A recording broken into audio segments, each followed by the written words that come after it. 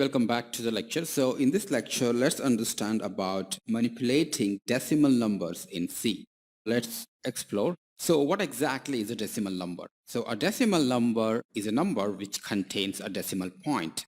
For example, consider this number 125.55. This is a decimal number and it is also called as a real number.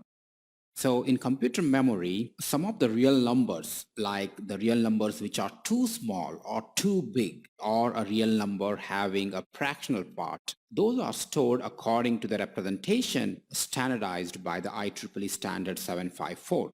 So IEEE 754 is also called as floating point representation of a real number, so which is an approximate representation of real numbers.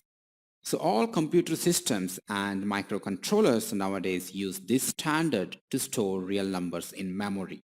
So if you are working with numbers that have a fractional part, or in case you are using integers that don't fit into a long data type, then we can use floating point representation.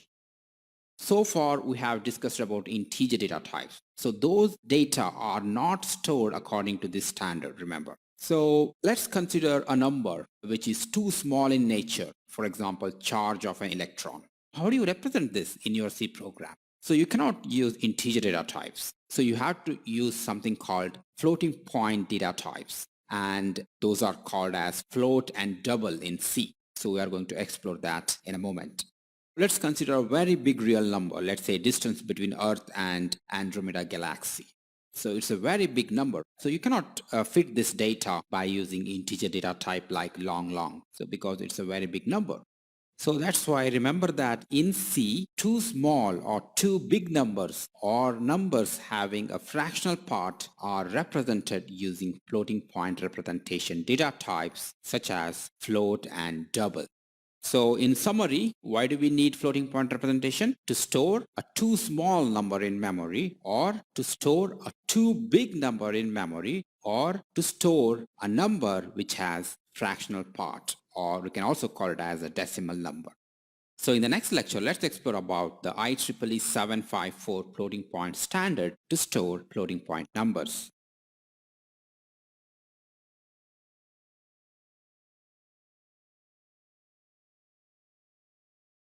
Now let's explore about the IEEE 754 floating point formats to store a real number in this format. So the IEEE 754 is a standard for representing and manipulating floating point quantities, so that are followed by all modern computer systems and microcontrollers. For example, consider this number. So this is a very big number. So now how do you save this number in your memory? So you can't save this by converting this into its binary equivalent. That would consume a lot of computer memory, isn't it? So that's why this standard says don't store this number as it is. Instead of that, approximate this number and then only store the required information such as sign, the exponent, and then the Menthes part. So that's what we call as significant. So in this format, the number will be approximated and it will be saved in the memory. Now the next question is, how many bits are required to store all these things? There are two formats. One is single precision format, which consumes 32 bits to store all this information such as significant, exponent, and the sign. So here in this format, 23 bits is given to significant, 8 bits are given to exponent, and 1 bit is given to sign. So what we call as single precision representation. And there is also one more representation that is called as double precision, which consumes 64 bits. So double precision does higher level of approximation. That is, the result what we get from double precision implementation is more accurate compared to the single precision implementation or single precision storage. So here, as you can see, 52 bits are given to store the significant, and 11 bits are used to store the exponent, and 1 bit is used to store the sign. So, but it consumes double the memory of single precision storage. So consider this number. So this number has the integer part, decimal point, and the fractional part. Let's see in C programming, how do we make use of this single precision storage and double precision storage. So for that, you have to use some special data types. So for example, if you want to store this number in memory, you cannot use integer data types such as int, char, long. So if you use int char long to store this data, only integer part will be stored. So you will lose the fractional part. So instead of that, use the data types which are used to represent these decimal numbers. Those are float and double. So now the float is for 32-bit floating point representation, that is single precision, and double is for 64-bit floating point representation, which is double precision. So now let's explore about the format specifier for float and double data types when we do inputting or outputting these decimal numbers through our C program. Use %lf format specifier to read or write double type variable. Use %f format specifier to read or write float type variable. Use %e or %le format specifier to read or write real numbers in scientific notation. So %e for float scientific notation and %le for a double scientific notation. So all constants with a decimal point are considered as double by default by the compiler. Now in the next lecture, let's do some exercises using float and double, and I'll see you in the next lecture.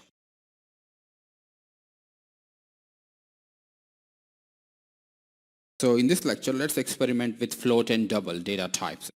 So now before that, let me explain the range of these data types. Range of float. So float storage size is 4 bytes and its precision is up to 6 decimal places after the decimal point, and the value range is 1.2 into 10 to the power minus 38 to 3.4 into 10 to the power plus 38. And the range of double is 2.3 into 10 to the power minus 308 to 1.7 into 10 to the power 308, and the precision is up to 15 decimal places, and since it is a double precision storage, it consumes 8 bytes in the memory. So now in the program, I have a variable called number, and it is initialized to this number, and this is actually a real number which has integer part, decimal point, and the fractional part. And I have used the data type float here. Let's see how to print this number. If I want to print this, what I would do is I would just use %f and let me print that number. Let's see how the output looks like. Let me run the code, and this is how the output looks like, and here you can see that it printed these many decimal places. So the %f actually prints 6 decimal places of the number after the decimal point. So now the result is actually correct with respect to 6 decimal places. And if you want to know what is the status of these decimal spaces, you can increase the width of the output by mentioning the width specifier here. So what I can do is I can write 0.9. So now this is like telling print up to 9 decimal places after the decimal point. And now let's see. And here you can see that the result is now with respect to 9 decimal places, but up to 6 is correct. And after that, these 3 are actually wrong. So that is a precision loss, isn't it? So now let's change this data type to double. So you will get better precision now. You can print up to 15. Let's print up to 14 decimal places, and I can give LF here. So let's use LF for the double. Let's run this code, and here you can see that you actually got the better precision. So the result is actually correct. So the result is actually identical with this fractional part. That's correct. So now what we can do is we can also print this output in scientific notation. For that, what you have to do is you have to use %e here instead of %f. So %e will print this result in scientific notation. Let's try this program, and here you can see that you got the result in scientific notation. So the meaning of this is 10 to the power 1. So now you can also ask the printf to print with respect to, let's say, 2 decimal places. So for that, I would use 2 here, 0.2. Let's see how the output looks like. So this is the output. You can see that the output is printed up to 2 decimal places after the decimal point. So here you can see that the 8 actually rounds off to its nearest number. So that's why it printed 45.79, isn't it? And look at the scientific notation. It is 4.58. into 10 to the power 1. So that would give you 45.8. So now let's modify this program to store, let's say, charge of an electron. Let me create this variable, let's say charge E, and the charge of an electron is this number. You can also use the minus sign here. You can also store the number in scientific notation into the float or double data type variables. So, but you cannot write like this. What you have to do here is remove this and type E minus 19. This is how you store the number with scientific notation. So this is like 10 to the power minus 19. So now let's print this number. Let's see how this looks like. Let me print using %F, and let me also print using %E. Sorry, so there is some problem. So here is the output.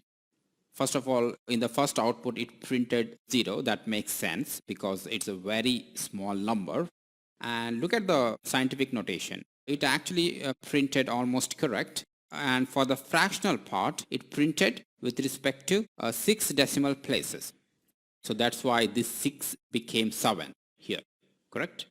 So that means you cannot use a float variable here to store the exact value of the charge of an electron, because there is a precision loss here, isn't it? So here, let's say your requirement is to show the data with respect to 8 decimal places after the decimal point. So for that, you can mention 0.8, but the result will not improve. You can see that. Sorry, let me give 0.8 here and here as well. You can see that the result won't improve. So here you can see that 602.176, it is showing 60.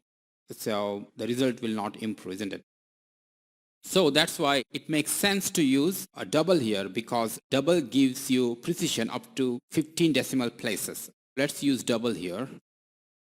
And let's change this to LF and LE, the format specifier, and we can now see better precision for this program.